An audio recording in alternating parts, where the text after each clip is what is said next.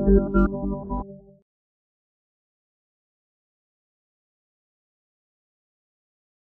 nous accueillons Estelle Amilia de l'Université Paris-Nanterre avec ce bel intitulé de communication. Dans toute blague réside une part de vérité. El Candidato d'Álvaro Velarde, 2016, une comédie aigre-douce, tout un programme. Nous vous écoutons, Estelle. Alors tout d'abord, remercier Isabelle Tauzin et toutes les personnes qui ont rendu possible, des étudiants au directeur de l'université pour l'université Bordeaux-Montaigne et bien sûr le musée qui nous accueille. Et je ne vais pas traîner puisque ça ferme à 6 heures. Donc, le film en question dont je vais vous parler, El Candidato, c'est une comédie qui est sortie en juillet 2016, quelques semaines seulement après en fait, des élections présidentielles qui ont eu lieu au Pérou, et où au deuxième tour, vous aviez Keiko Fujimori et Pablo Pedro Kuczynski, le second ayant été élu. Donc là, vous voyez, en termes de décalage, seulement quelques semaines après, une comédie ouvertement sur fond et sur trame politique et d'élection sort au Pérou. Le film a reçu en 2017 au Festival Figueira Film Art au Portugal une récompense pour son scénario. Donc, si ça fonctionne...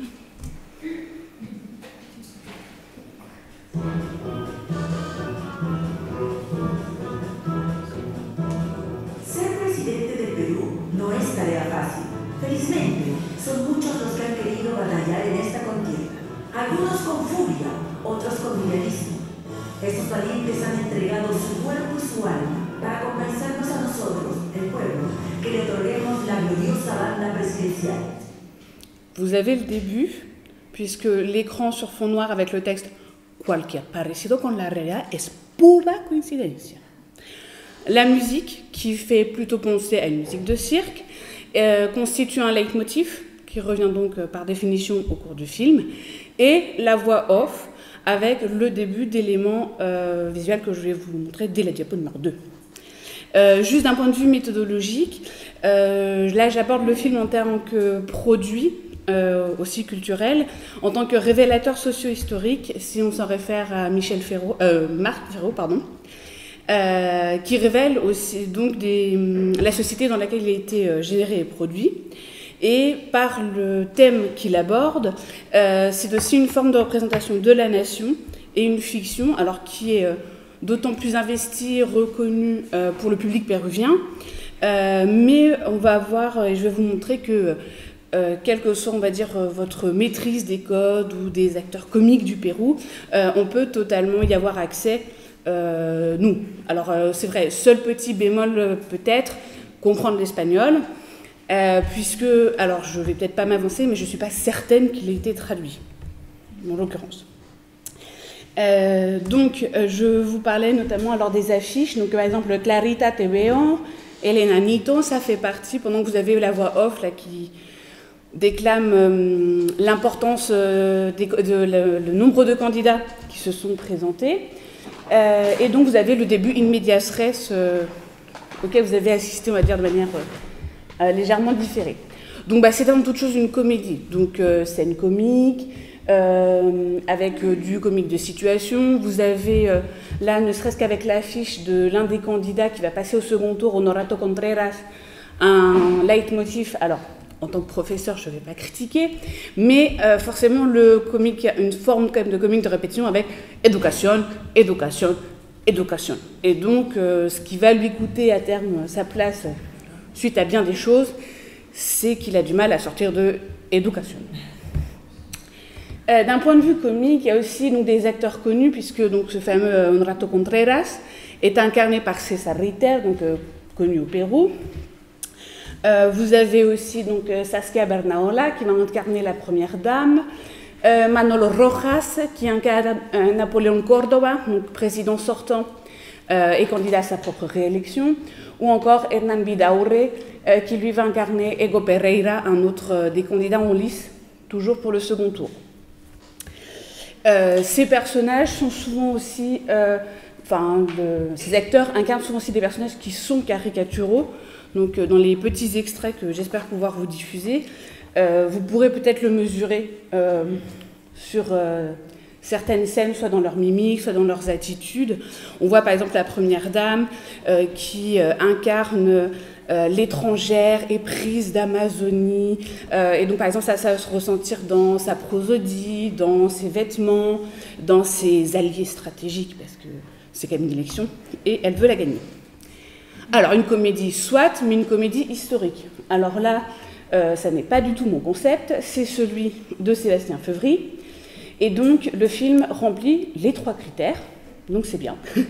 L'anomalie, à savoir la rupture introduite par rapport à l'ordre habituel des choses, puisque France comme Pérou, en principe, c'est 2 candidats pour le second tour.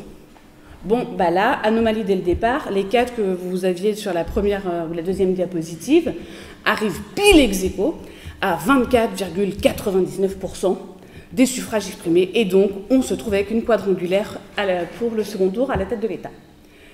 Une forme de distance, autre critère de Sébastien Feuvry. Alors, concrètement, pour le Pérou, il y a le décalage puisque les élections sont finies. Donc, c'est bon, on n'y est plus. Pour n'importe qui d'autre, vous voyez la comédie, vous arriviez à identifier le fonctionnement d'un entre-deux tours, et là, la distance, c'est plus le prisme socio-culturel, mais qui vous permet de comprendre quand même l'action. Et enfin, l'innocuité, puisque le comique qui va être suscité ne provoque pas grand désordre, n'altère pas fondamentalement le cours de l'histoire, et donc a surtout pour but de faire rire. Alors concrètement, ça passe par quoi? Ça passe notamment par le choix du nom des personnages.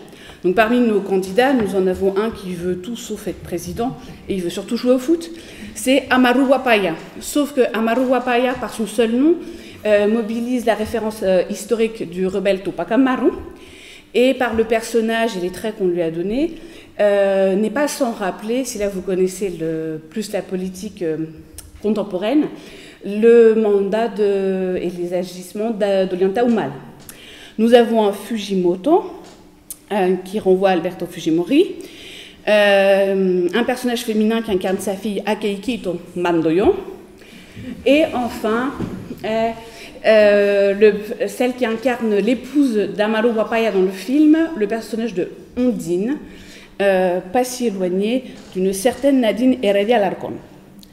Le détournement de référence fonctionne aussi et participe au statut de comédie historique, puisque dans une même action, l'entre-deux tours et on veut élire un président, on convoque des strates différents de l'histoire dite référentielle ou carisée comme telle par Sébastien Feuvry, ici sans impact sur le déroulement et des fois sans même vraiment parler des faits. Ça propose juste potentiellement une nouvelle explication, et c'est surtout traité sur un registre tellement grotesque ou tellement trivial qu'il n'y a pas lieu à confusion. Et parfois même, justement, on joue sur le décalage entre Amaru, grand rebelle, et il veut un téléviseur de 85 pouces. Donc, notre Amaru, quand même, que vous puissiez voir, inclusion et révolution, affiche rouge, point levé, treillis, voilà, il est passé au second tour, il incarne les espoirs, la lutte, ou pas. Pour les autres personnages, je voulais vous montrer donc Akeikito Mandoyo, là en copie d'écran, et Fujimoto. Alors Fujimoto, il apparaît juste quelques minutes. Et par exemple, pour ce cas de figure-là, alors est-ce que c'est parce que Keiko était au second tour, donc c'est une stratégie aussi quand même du réalisateur? C'est pas exclure. Mais par exemple, pour Fujimoto, il apparaît juste à la fin, et quand Napoléon Cordoba, donc président sortant, est emprisonné pour des histoires de malversation, détournement de fonds, enfin, un petit peu de corruption. Et donc, par exemple, il n'y a pas du tout d'explication sur Fujimoto, sur éventuellement pourquoi il est là. Donc, un spectateur, peut-être peu avisé ou distancié, pourrait croire que c'est pour le même motif. La seule chose où on suspecte que c'est quand même un petit peu plus grave, c'est que quand on présente la fille, justement, à Akeikito Mandoyo, on vous la présente comme, c'est ce que je vous ai mis en gras, quelqu'un qui a presque réussi à faire que le peuple oublie las barbaridades de su padre. Donc à chaque fois, ça mobilise des références qui, dans l'univers commun du Pérou, ne sont pas du tout neutres. Mais par exemple, voilà, si je pense à Fujimoto, il n'y a pas du tout voilà, d'évocation de la vraie raison de sa condamnation ou des exactions auxquelles il a été associé ou pour lesquelles il a été condamné. Alors, la corruption et l'arrivisme, c'est une autre partie de l'histoire référentielle dont parle Sébastien Feuvry, et va être source de comique par les révélations et les différents truchements qu'elle permet dans le film. Et c'est une caractéristique qui, selon le chercheur Alfonso Quiroz, affecte le Pérou de façon protéiforme et qui est inscrite dans le temps long de son histoire. Alors, je vous ai mis la définition, si vous voulez, quelque chose de plus théorique par rapport à Alfonso Quiroz. Concrètement dans le film, et puisque c'est une comédie, donc c'est Ego Pereira qui avait déjà assumé en fait un premier mandat, est accusé, où on ressort en fait des vieux dossiers, lui rappelant qu'il s'est quand même acheté aux frais de l'État un palais à Venise, qu'il a laissé le pays dans un état de récession économique, d'hyperinflation, avec un petit scandale médico-social de 30 000 victimes du chikungunya. Alors, si on ne connaît pas, le contenu du film nous permet de comprendre le côté scandaleux, et certains éléments ne sont pas totalement sans rappeler certains griefs ou certaines situations laissées par notamment Alan Garcia. Napoléon Cordoba, donc le président sortant, donc lui accusé de dépenses abusives, toujours un goût pour les voyages dispendieux, par exemple pour aller à Iquitos, un petit avion, ça ne lui va pas, pour lui c'est un charter, et donc il faut l'avion présidentiel à 100 000 $. Son épouse, ils se sont bien trouvés, puisque elle l'a carrément poussé à se faire acheter, pour qu'il lui offre une île du lac Titicaca, entre autres, quelque chose dont il se mord profondément les doigts à un moment du film. Et donc, Amaru Wapaya, donc, comme je vous rappelle, il ne veut pas être président. Ondine, sa femme, qui, elle, veut être présidente. Et donc, elle engage un communicant pour le former, le coacher, notre... mince.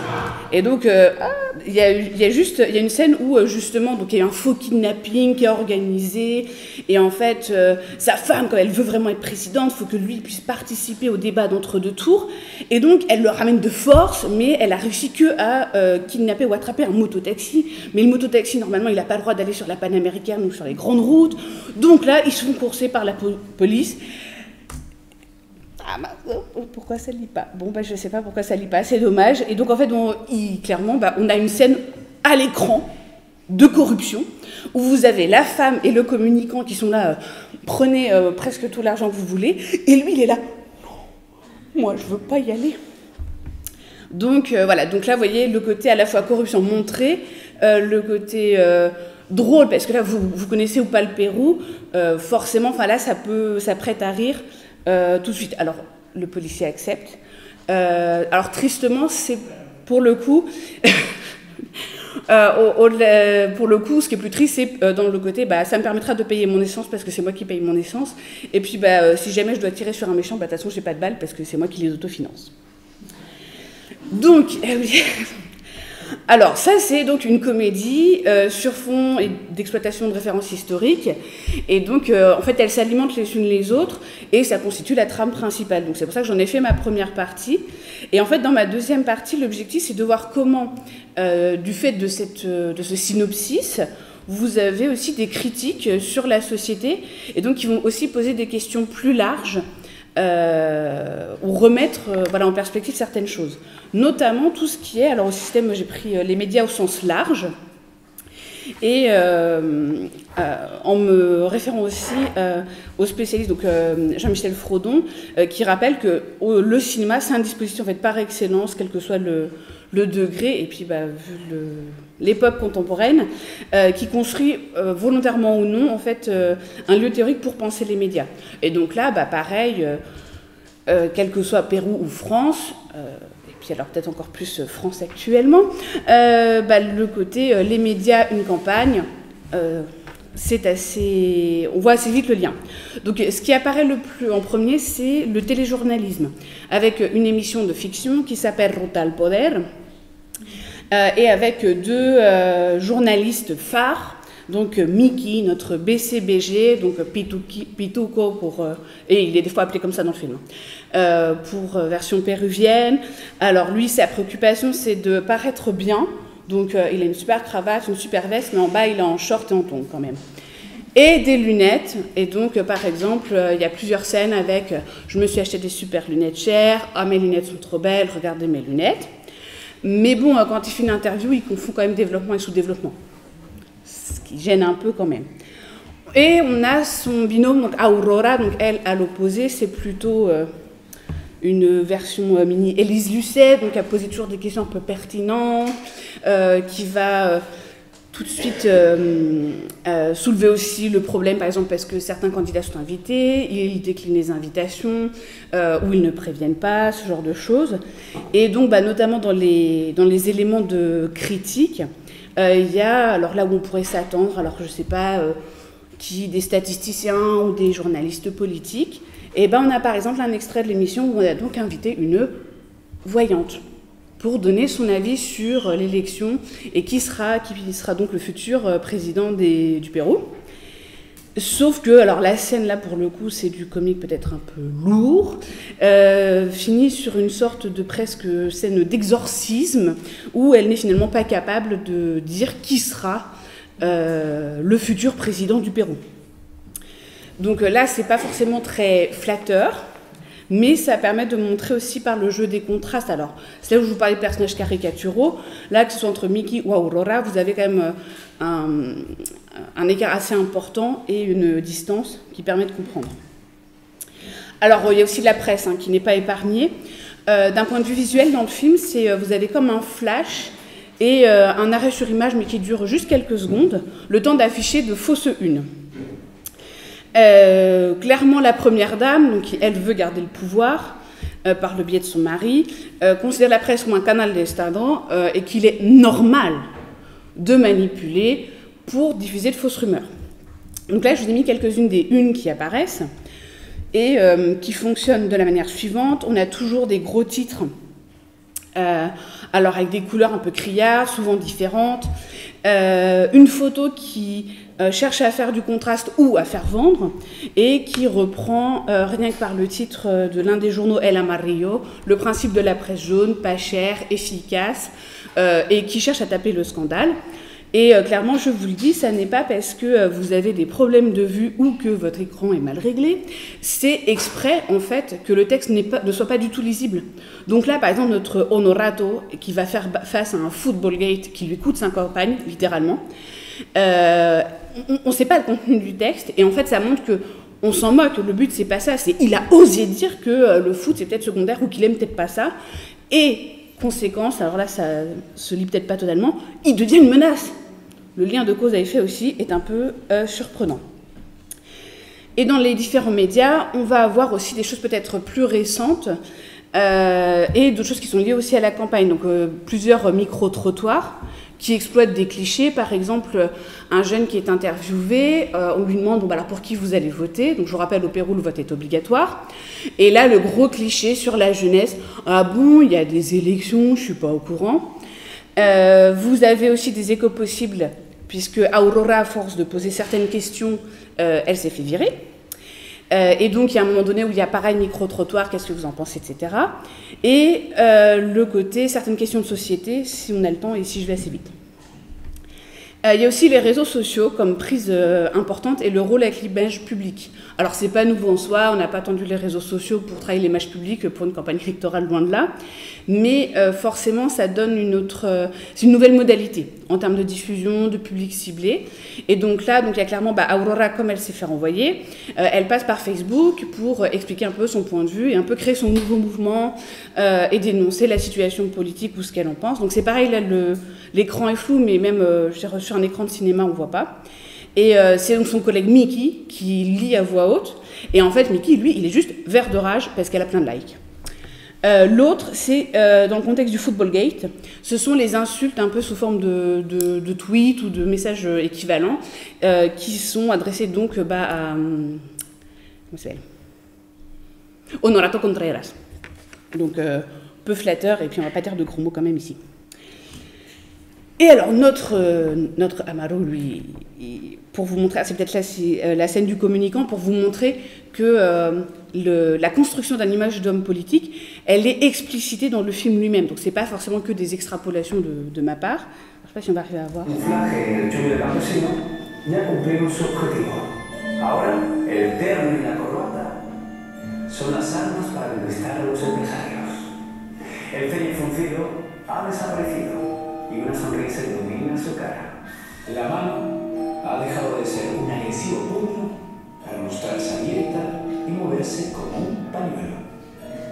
Enseñar siempre la palma de la mano. Son votos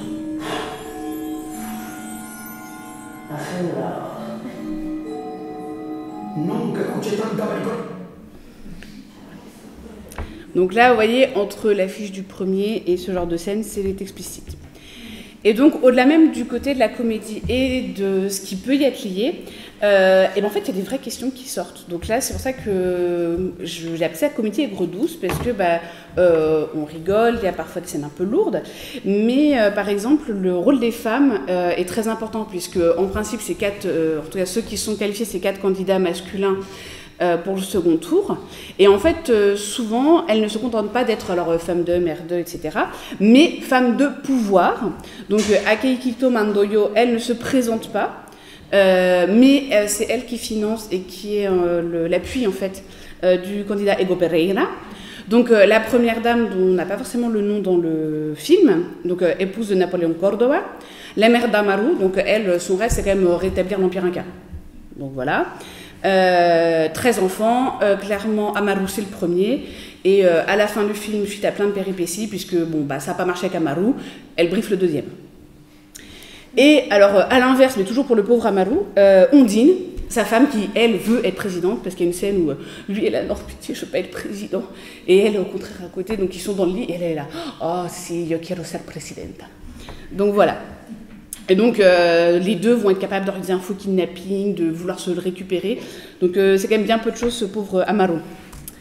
Alors là, c'est juste pour vous montrer d'un point de vue, là, c'est pas animé, mais j'ai fait une capture d'écran pour vous montrer, même d'un point de vue visuel. Là, par exemple, la première dame, elle est au centre de l'image. De fait, elle parle à son mari, donc candidat à sa propre réélection, mais lui, il est hors champ. Et donc, c'est elle qui parle, elle emploie le je, elle emploie le nous. Quand elle dit « estamos gobernando », c'est elle qui propose les idées. Et donc là, on la voit vraiment au centre de l'image, au centre de l'action. Le rôle le plus important, en tout cas selon moi, c'est aussi les rôles qui ne sont pas liés strictement que à la politique. Mais Aurora, par exemple, en tant que journaliste, montre aussi toute une évolution, puisqu'on la connaît d'abord en tant que journaliste engagée. Et du fait de son contrat avec l'antenne, elle est par exemple obligée d'avoir une certaine coiffure, de porter du maquillage, des bijoux. Et elle se caractérise au départ presque que par sa pertinence. Donc elle est renvoyée. Et donc lorsqu'elle crée son nouveau mouvement, interview en pleine rue d'un de ses collègues à qui elle va reprocher de faire justement de participer à la presse jaune. Il va lui poser une question qui va la déranger politiquement parlant, enfin qui lui le mettra plutôt mal à l'aise puisqu'elle sera pertinente, et après il va lui poser une question sur ses cheveux. Et donc elle va préciser, non, avant c'est que j'avais pas le choix, ça faisait partie du contrat pour la chaîne, j'étais obligée de me les friser. Et sur la fin du film, elle se rêve carrément présidente du Pérou, et quand elle se réveille ou quand elle sort de son songe, elle murmure, et ce qu'elle murmure, c'est le début de l'hymne national. Donc, nous sommes libres, soyons-le pour toujours. Cette question du contrôle des corps, donc on a vu les cheveux d'Aurora, peut concerner aussi, alors c'est vraiment sporadique, et si on arrive à voir l'extrait, je crois que ça dure même pas 10 secondes, concerne aussi par exemple le corps des femmes et par exemple la question de l'IVG. Donc là, on est dans un sondage de rue. Objectif, savoir pour qui vous allez voter. También estamos a favor del aborto. En contra. Et donc là, vous voyez bien comment... Alors, c'est l'homme qui pose la question, un autre homme qui parle d'abord, la femme a enfin la parole, et là, elle en profite pour sortir quelque chose, et entre le journaliste... surpris de la réplique, le mari, non, elle est obligée de changer. Donc là, je vous ai juste mis un rappel. Au Pérou, donc, sauf motif thérapeutique, l'avortement est interdit, même si dans les faits, l'ONG Promsex en recense plus de 400 000 tous les ans. Donc, c'est toujours par petites touches. comme ça, mais comme ça se répète, on sent bien que c'est pas juste là pour faire un décalage ou pour juste amuser la galerie. Et donc, dernier aspect, avant de passer à la conclusion, la question du statut homosexuel, mariage homosexuel, mariage pour tous, question des genres, etc. Donc, notre... comment il s'appelle bon, d'accord. Notre Amaru, donc il y a une scène donc, totalement instrumentalisée par la première dame qui a recours à un chaman qui constitue un peu comme un ayahuasca, mais pour faire dire la vérité. Et donc tous les candidats finissent par le boire pour des tas de raisons différentes les uns des autres. Et donc Amaru boit d'une traite. Et donc là où les autres ont avoué qu'ils voulaient alors supprimer le Congrès, réécrire la Constitution, faire 5 mandats, enfin bon. Lui, donc, sa plus grande corruption, ce serait éventuellement de corrompre la FIFA si jamais le Pérou peut pas aller au mondial. Il veut surtout une grande télé, jouer au foot, divorcer de sa femme parce qu'elle est trop ambitieuse et se marier avec un des footballeurs, quitte à le forcer. Alors, bon, techniquement, il va peut-être... c'est pour ça que j'ai mis sorte de coming out d'Amaru, mais qui se laisse largement comprendre. Et donc, alors, lui, c'est... je reconnais... Bon, je sais pas, bon... Ouais, je crois que si on aime... Alors, c'est dommage, il va manquer là, je sais pas pourquoi, cette vidéo-là, mais il y a une vidéo... Voilà. Y ahora que Armando usa corbata, se está llevando de los empresarios. No te olvides que todavía faltan enamorar 8 estatuas. El impacto de las estatuas sobre los votos no son nada claros.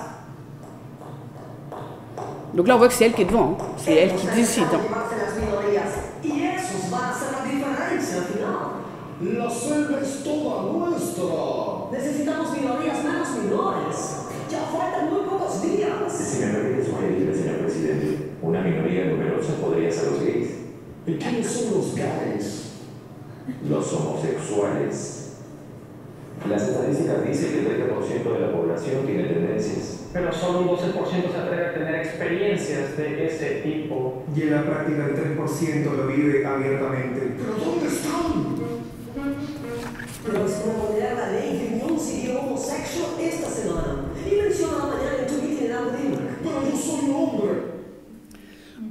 Alors, clichés qui se poursuivent, puisque lors de son fameux discours en Appollinac le lendemain, donc il parle d'égalité pour toutes et tous, et donc il dit, je cite, « J'inclus ces amis qui dansent tout seuls quand ils sont en discothèque et qui marchent bizarrement.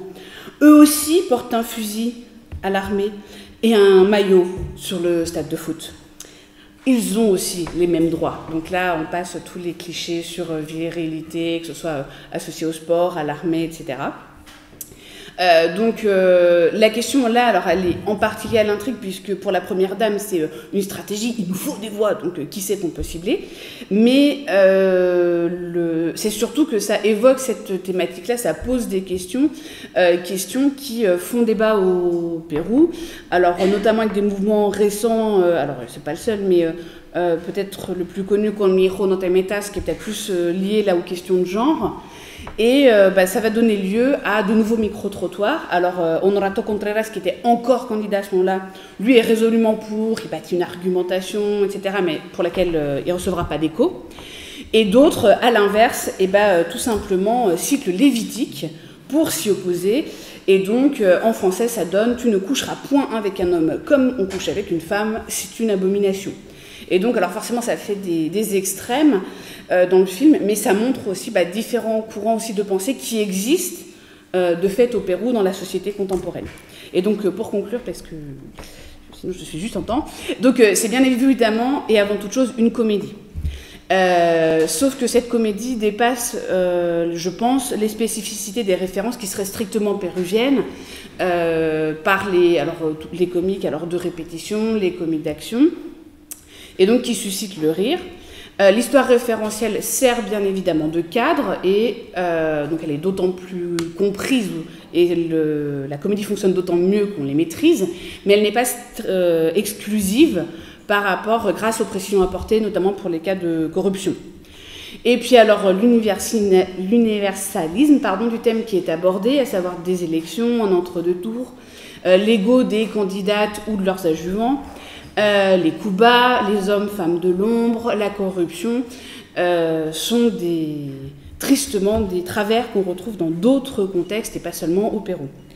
Alors, c'est un rire et c'est une mobilisation qui sont en fait et surtout en prise avec la période au cours de laquelle le film a été élaboré, donc les années 2010.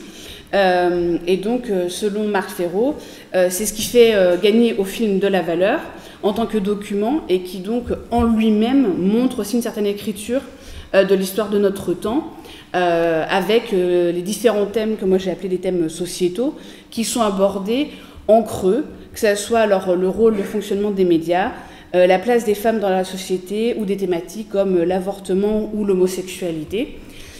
Et donc, que ça soit au Pérou ou en France, ça permet de réinterpréter peut-être la phrase augurale qui était, je vous le répète, cualquier parecido con la realidad es pura coincidencia. Je vous remercie.